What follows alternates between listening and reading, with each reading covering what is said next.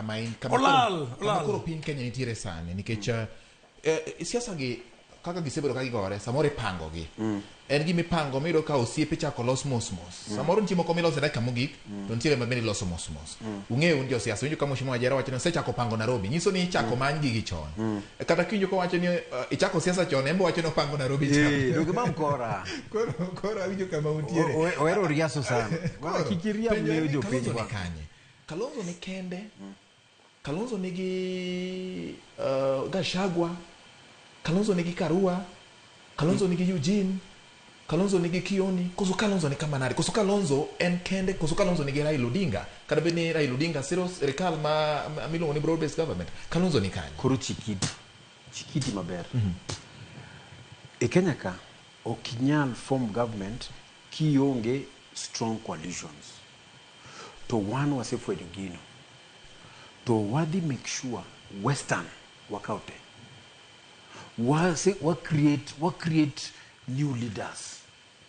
kaka Natembea Eugene Amalo ni kanyo kata Selasia ni wabro kete kamoro kanyo mondo wayud substantial number mar vote mar western to new western is divided into two Trans Nzoia gi Bukusu land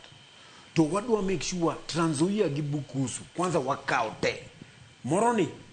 wanyalo gamble kata ka wakao 20% ongeshida ge kwano mane kwano ntie koro kanyal nyisi kwano ka nyisi kwano kae ne winja mia thuolo idhi mi advice Mheshimiwa Wajera later okensani lakini be wasebedo piny gi strategist mabecho to wasego kwan mar Kenya ka kata ka jerani onge wanyalo yombo kurano koro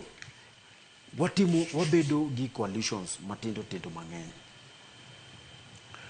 to kata baba ni mbele ka wabro bed kode piny to wabro miye sense nikech kata jopiny gibro miyo baba sense gibro nyise ni broad base ni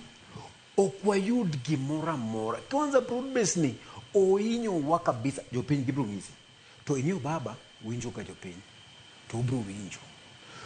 intie possibility maduong' kabisa ma wanyalo loso coalition moro kata gi baba ni nyalo bedo prime minister e sirikal mar Kalonzo Musyoka evero bedo prime minister koro bang' mano wadonjo Mombasa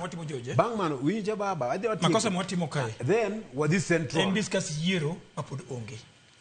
yiero ntie mbele ka yiero ntie mbele ka 2027 to nyaka wapangwa